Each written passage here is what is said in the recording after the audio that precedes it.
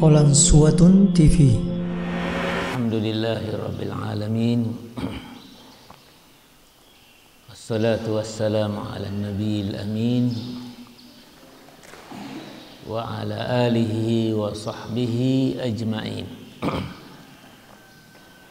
Assalamualaikum warahmatullahi wabarakatuh.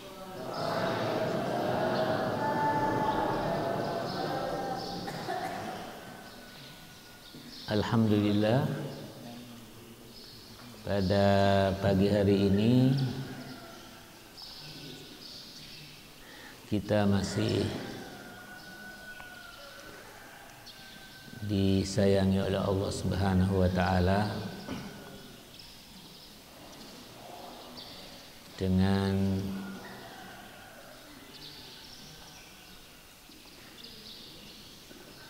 diberi kesempatan, nikmat untuk melaksanakan ibadah secara sempurna dalam kondisi sehat dan ibadah yang kita laksanakan itu adalah sholat subuh di hari Jumat.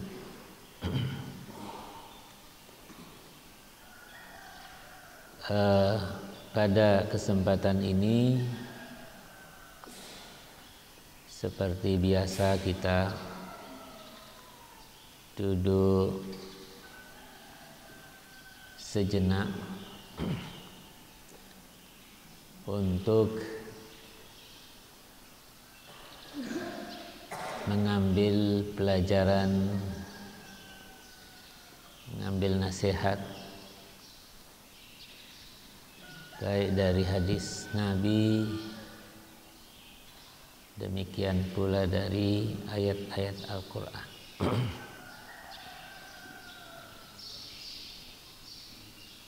Dalam kesempatan ini ada salah satu hadis yang diriwayatkan oleh sahabat Rasulullah sallallahu alaihi wasallam, Abu Hurairah radhiyallahu anhu. Beliau mengatakan Rasulullah sallallahu alaihi wasallam bersabda, "Man ya'khudhu anni hadhil kalimat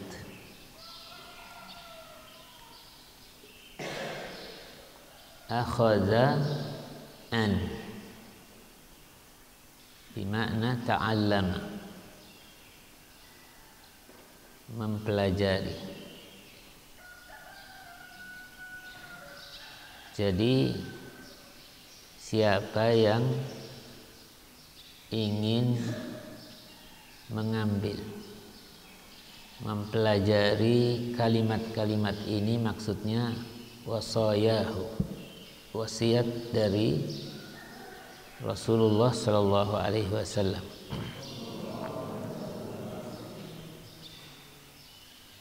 Tidak sebatas belajar atau mengetahui, tetapi faya'malu bihin, lalu dia mengamalkannya. Au yu'allimu man ya'malu bihin, atau mengajarkan kepada orang yang bersedia untuk mengamalkannya. Jadi ilmu itu bukan sebatas diketahui, sebatas dipelajari, tetapi yang utama adalah diamalkan. Mendengar itu Lalu Abu Hurairah radhiyallahu anhu mengatakan, "Ana ya Rasulullah." Sayalah yang ingin belajar, mengambil dan sekaligus ingin mengamalkan atau mengajarkan orang yang akan mengamalkan. Jadi 3 hal yang dilakukan. Pertama, belajar.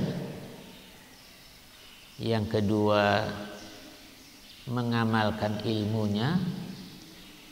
Dan yang ketiga adalah mengajarkan ilmu yang sudah diketahui. Kalau di dalam hal Al-Quran kaitannya khairukum man ta'allama al-Qur'ana wa'al, orang yang belajar dan mengajarkan. Mempelajari Al-Quran maksudnya adalah mempelajari membacanya,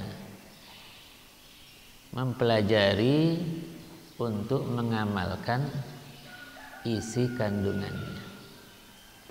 Dan ini berlaku kepada siapapun, bahwa yang utama itu adalah bukan sebatas mengetahui, tetapi juga mengamalkan. Itulah sebabnya di dalam Al-Quran mencela orang yang sebatas menyampaikan kebaikan tetapi tidak mengamalkannya. Atamuruna an-nasa bil birri wa tansawna anfusakum. Adakah kalian menyuruh manusia, menyuruh orang lain untuk berbuat baik tetapi melupakan diri sendiri? Jadi sudah ada ilmunya, tetapi dia tidak mengamalkannya.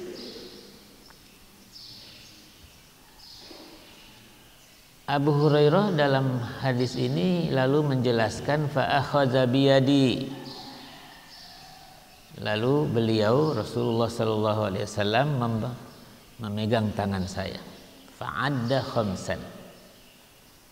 1, 2, 3, 4, 5. Ada. Nah. Yang pertama, ittaqil maharima takun a'badan nas.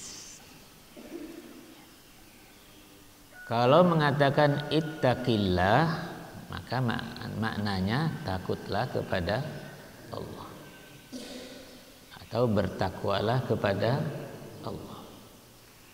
Kalau kepada sesuatu yang artinya adalah jauhilah. Al-maharim adalah perkara-perkara yang diharamkan oleh Allah. Maka mengatakan ittaqil maharim. Jauhilah perkara-perkara yang diharamkan oleh Allah. Jadi di sana ada beberapa perkara yang diharamkan oleh Allah, baik dalam bentuk perbuatan, ucapan. Demikian halnya dengan hal-hal yang dikaitkan dengan makanan. Takun a'badan nas.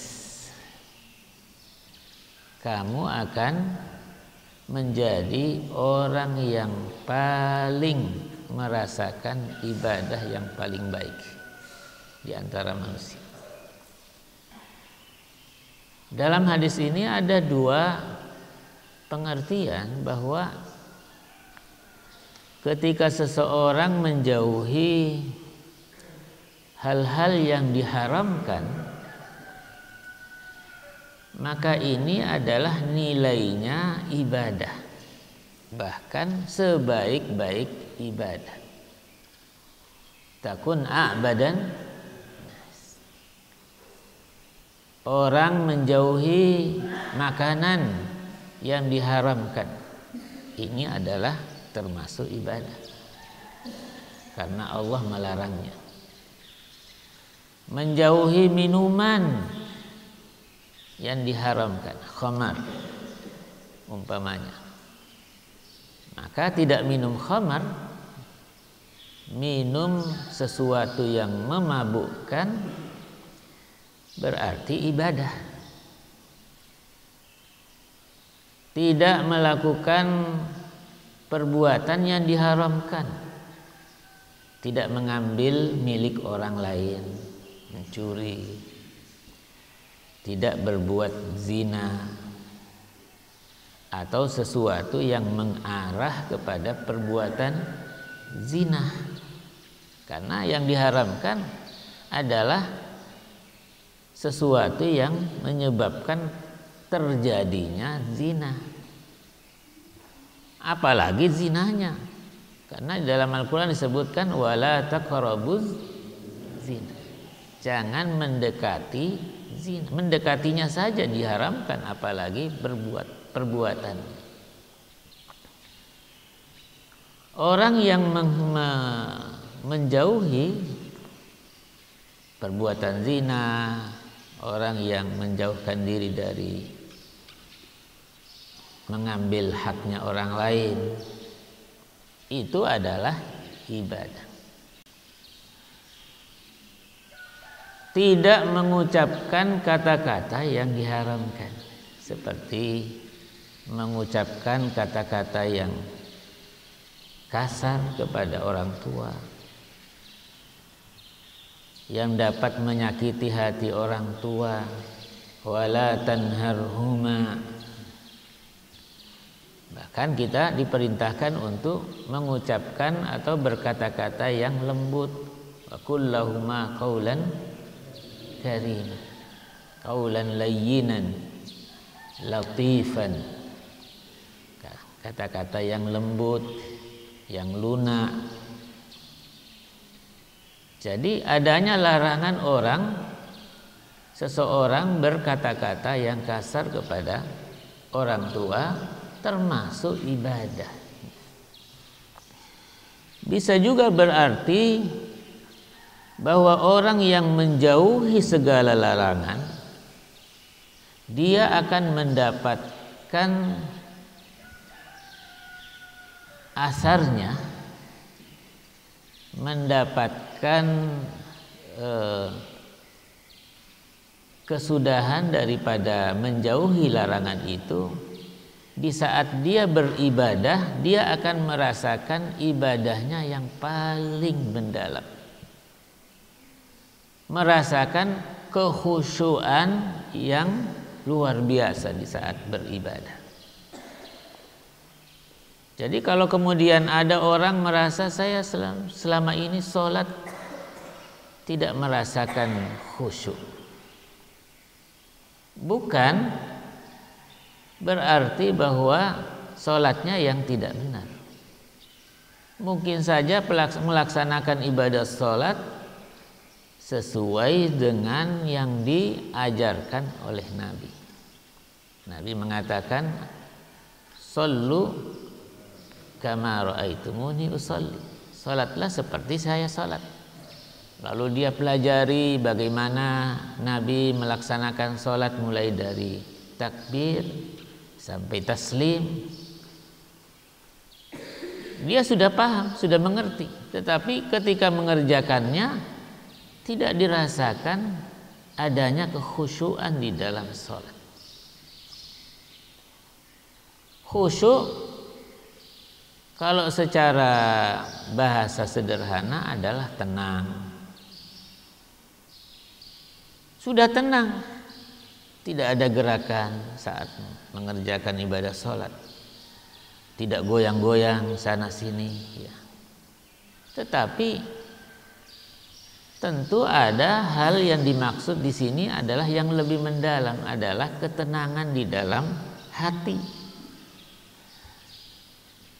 menyentuh hati terhadap bacaan, zikir-zikir, doa-doa yang kita bacakan atau yang kita mohonkan kepada Allah di saat kita melaksanakan ibadah sholat.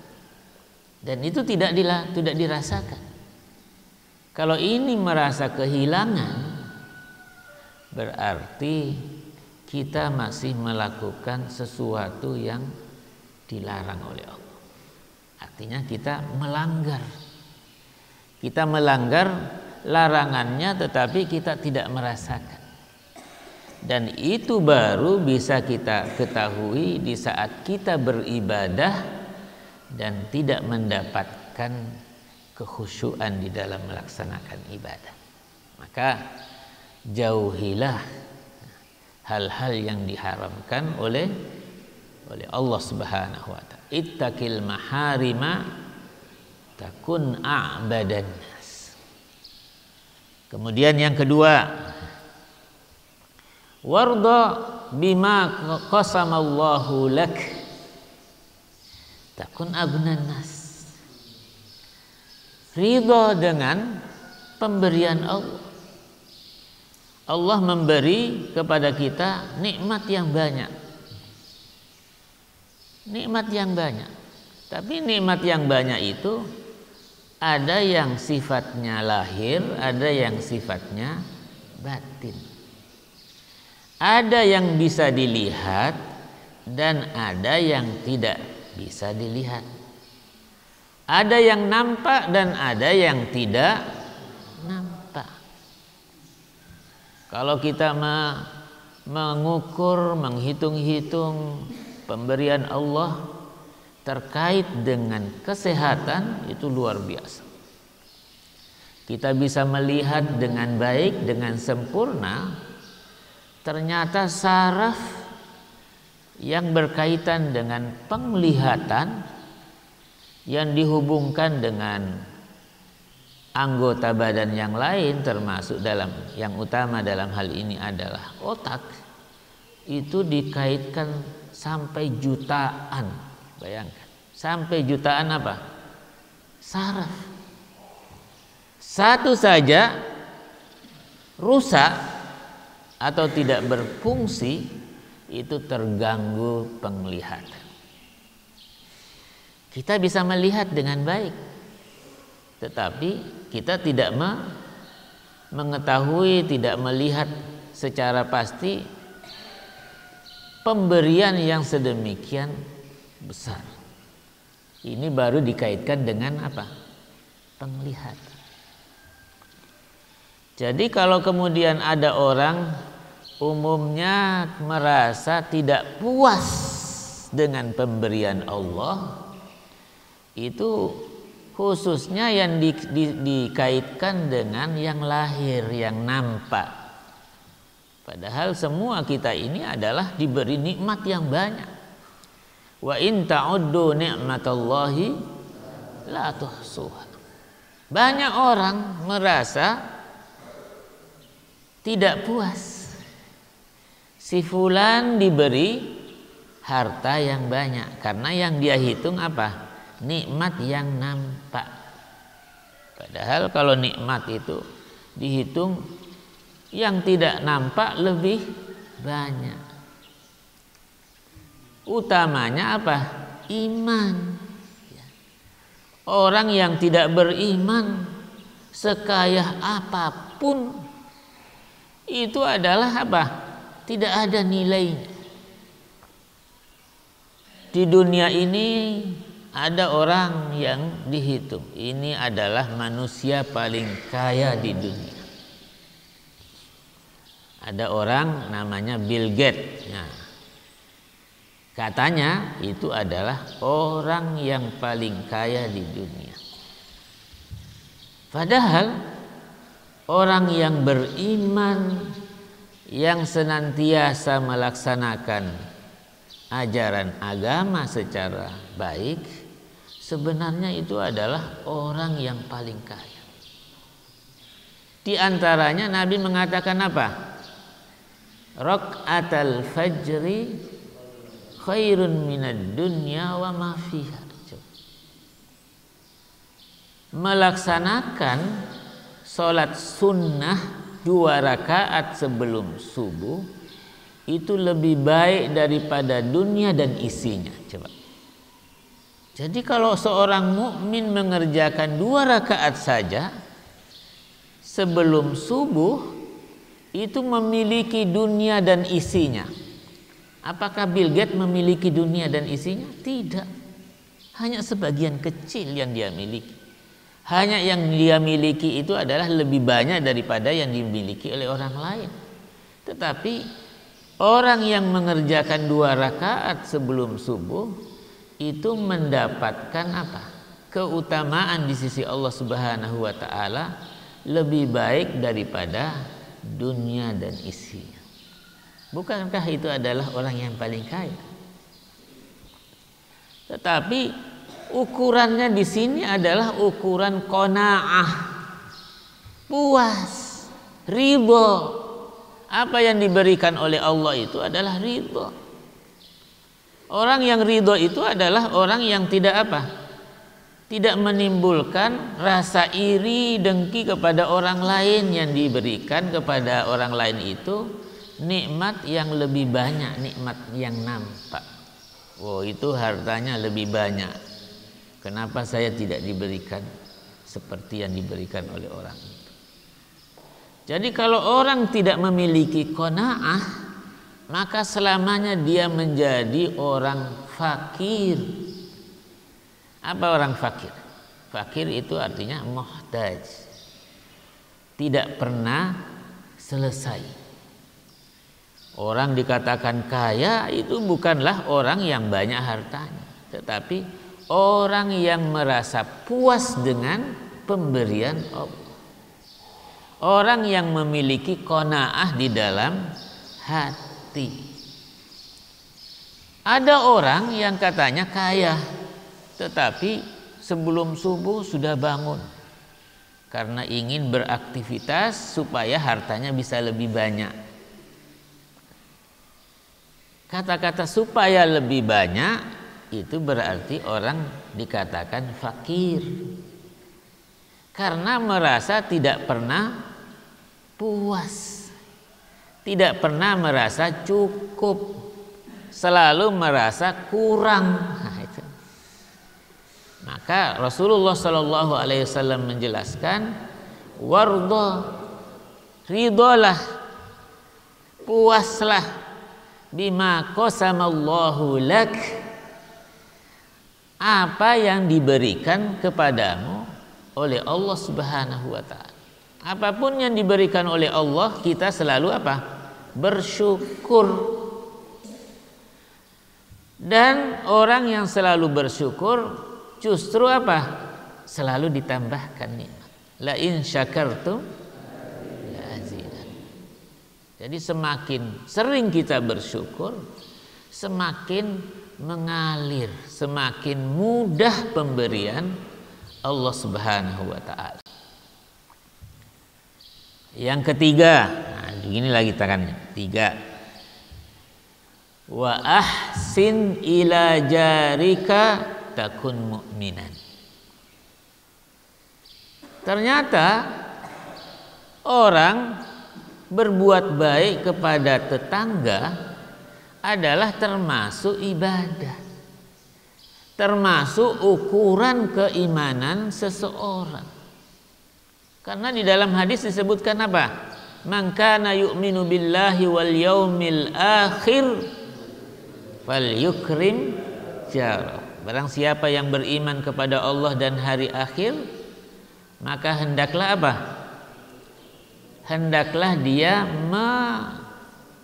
berbuat baik. Falyukrim jarahu, memuliakan tetangganya.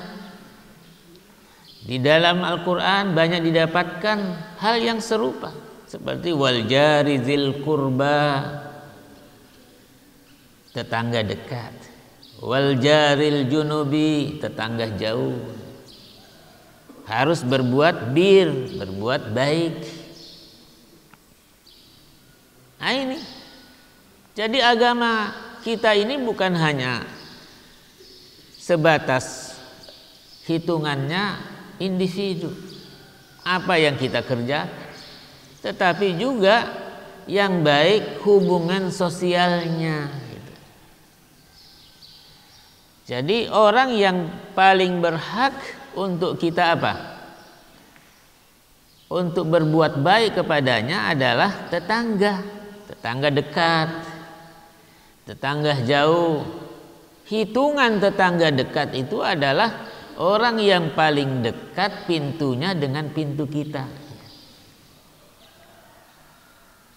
Ummul Mukminin Aisyah radhiyallahu anha,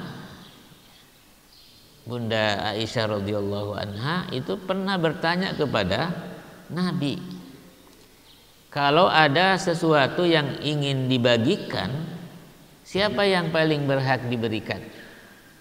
Nabi mengatakan orang yang paling dekat pintunya dengan pintu rumah. Jadi sampai-sampai malaikat Jibril alaihissalam itu mengingatkan kepada Nabi tentang masalah tetangga. Sampai-sampai Nabi mengira kalau tetangga itu nantinya akan mendapatkan warisan. Saking seringnya malaikat Jibril mengingatkan kepada beliau, ingat tetangganya, berbuat baiklah kepada tetangganya. Kadang di dalam masyarakat orang hanya memikirkan dirinya. Kalau memutar nyanyian, dan itu adalah tidak boleh, mutar musik di rumahnya dibuat besar-besar, seakan-akan dia itu adalah tidak mendengar, padahal dibuat suaranya sedemikian rupa. Tetangganya terganggu dengan ini, maka dalam hal ini dia tidak dianggap orang yang berbuat baik dan memuliakan tetangga, karena tetangganya merasa apa? Terganggu. Demikian halnya dengan sikap-sikap yang membuat tetangga menjadi apa? Tidak tenang. Nah ini, jadi tanda keimanan seseorang adalah dengan melakukan sesuatu yang membuat tetangganya merasa aman, merasa tenang. Kalau terganggu, nah berarti ada sesuatu yang tidak beres dengan imannya. Maka Nabi mengatakan, wa ahsin ila jarika takun mu'minan. Yang keempat, wa ahibba lin nasi ma tuhibbu li nafsika takun musliman. Ini tanda keislaman seseorang apa? Mencintai saudaranya, mencintai orang lain seperti mencintai dirinya sendiri. Contohnya, apa yang kamu senangi, maka yang kamu senangi itu juga harus dirasakan oleh saudaramu yang lain. Maka di dalam hadis, la yu'minu ahadukum hatta yuhibba li akhihi ma yuhibbu li nafsihi. Apa yang dia senangi. Kalau ada sesuatu yang tidak dia senangi, juga jangan dilakukan kepada orang lain. Tidak ingin orang lain sakit, karena dia juga merasakan sakit kalau dibuat seperti itu. Jadi jangan mencubit orang lain kalau kamu juga merasa sakit kalau mencubit diri sendiri. Kalau merasa tenang untuk melakukan sesuatu, maka janganlah juga membuat ketidaktenangan sehingga orang lain menjadi tidak tenang. Karena ini adalah tanda-tanda keislaman seseorang. Di mana di dalam hadis di sini dibedakan antara iman dan Islam. Berarti masing-masing sesuai dengan maksudnya dan maknanya. Kalau di dalam Al-Quran atau di dalam hadis disebutkan iman saja, berarti itu juga berarti Islam. Atau disebutkan Islam saja, berarti itu adalah juga termasuk iman. Tetapi kalau dibedakan, disebutkan secara berbeda. Yang pertama mengenai tetangga mengatakan takun mukminan. Yang kedua mengenai mencinta kepada sesama manusia, kepada saudara, maka itu adalah tanda-tanda Islam. Jadi masing-masing sesuai dengan maksudnya. Makna di atas iman yang dibawa adalah Islam. Jadi sebaik-baik keislaman seseorang itu adalah apa? Melakukan hal-hal yang baik. Dalam hadis disebutkan min husni islamil mar'i tarkuhu ma la ya'ni. Meninggalkan sesuatu yang tidak bermanfaat baginya. Termasuk salah satu yang tidak bermanfaat kalau kemudian dia melakukan sesuatu yang tidak disenangi oleh saudaranya. Maka cintailah saudaramu seperti kamu mencintai dirimu sendiri. Kalau kamu mencintai sesuatu yang baik, maka kerjakan hal yang sama kepada orang lain. Kalau kamu membenci sesuatu, maka hindarkanlah sesuatu ini terhadap orang lain. Itulah tanda-tanda keislaman kita. Artinya hubungan kita kepada orang lain harus sesuai dengan standar seperti yang kita inginkan. Kalau kita menyenangi ini, lakukan hal itu kepada orang lain. Kalau tidak menyenangi sesuatu, maka hindarkanlah ini kepada orang lain. Jangan sampai orang lain juga merasakan sesuatu yang mereka tidak senangi seperti juga yang kita tidak senangi. Jadi wa ahibba linnasi ma tuhibbu li nafsik. Takun apa? Takun musliman. Yang terakhir, yang kelima, wala tuksirid dhahik. Jangan banyak ketawa. Fa inna kasratad dhahiki tumitul qalb. Orang sering ketawa, banyak ketawa, itu apa? Mematikan hati. Ya, jadi hati ini bisa mati karena banyak ketawa. Kalau di dalam Al-Quran itu disifatkan apa? Fatabassama dhahikan min qauliha. Itu Nabi Sulaiman alaihissalam mendengarkan dialog di antara semut karena memahami bahasa binatang. Nyatanya bahasa semut. Nah, mendengarkan itu lalu kemudian Nabi Sulaiman apa? Tersenyum. Nabi kalau merasa senang tersenyum. Yang dimaksud di sini adalah ketawa dengan mengeluarkan suara. Kalau ada orang ketawa disertai dengan suara terbahak-bahak, itu menunjukkan kalau orang itu adalah bodoh, tidak punya akhlak. Ada orang memang ketawa seperti itu. Nah, ini harus dijauhkan. Kebiasaan yang buruk. Ada orang memang ketawa dengan apa? Dengan sengaja, sekalipun dia sebenarnya rasanya tidak mesti dia merasa gembira, tetapi dibuat-buat. Nah, di sini Nabi melarang kita apa? Sering apa? Terlalu banyak ketawa. Nabi menjelaskan sekiranya kalian mengetahui apa yang saya sudah ketahui, la dhahiktum qalilan wa la bakaitum katsiran. Niscaya kamu akan apa? Ketawa hanya sesaat, sebentar, sedikit.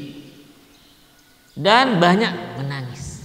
Karena Nabi ketika peristiwa Isra dan Mi'raj itu diperlihatkan betapa penduduk neraka itu mendapatkan sekian jenis banyaknya siksaan. Sekiranya kalian mengetahui seperti yang aku lihat, seperti yang aku ketahui, niscaya di dunia ini kamu akan hanya sebentar sedikit saja tertawa, lebih banyak menangis.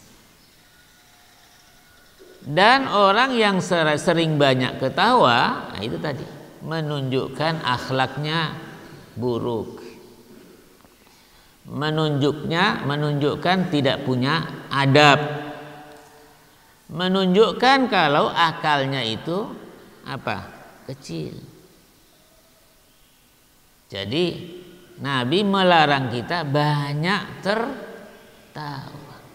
Apalagi tertawa disertai dengan suara. Jadi banyaklah kita apa? Merenungkan. Kita ini di dunia hanya sesaat. Orang mau usianya 60 tahun, ya kan Nabi mengatakan usia umatku 60 sampai 70 tahun. Hanya sedikit yang lewat. Nah, kalau lewat usianya dari 70 tahun, lanjut namanya. Makanya disebut usia lanjut.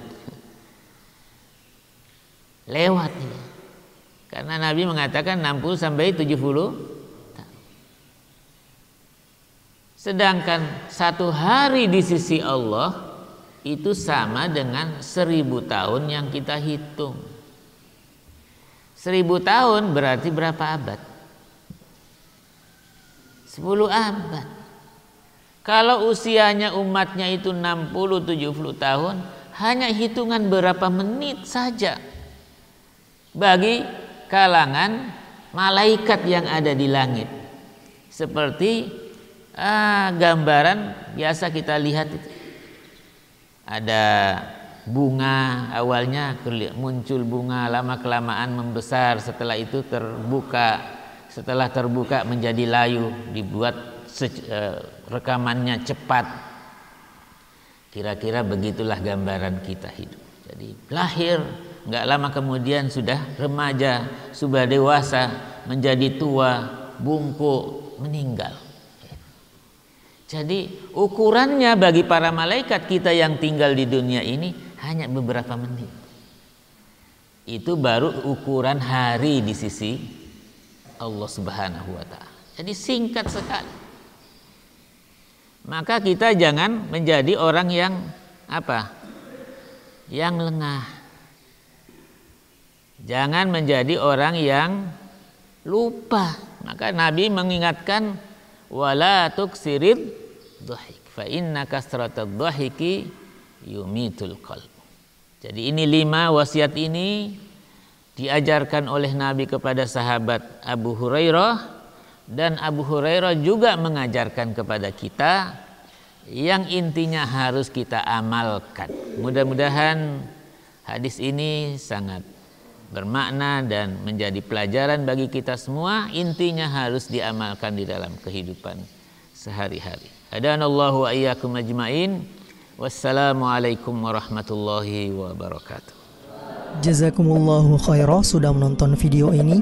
Jika bermanfaat silahkan tekan like, share, dan subscribe untuk menunjukkan dukungan antum di channel ini. Ikuti juga informasi kegiatan santri dan alumni di akun resmi Pesantren Pendidikan Islam Darul Abror.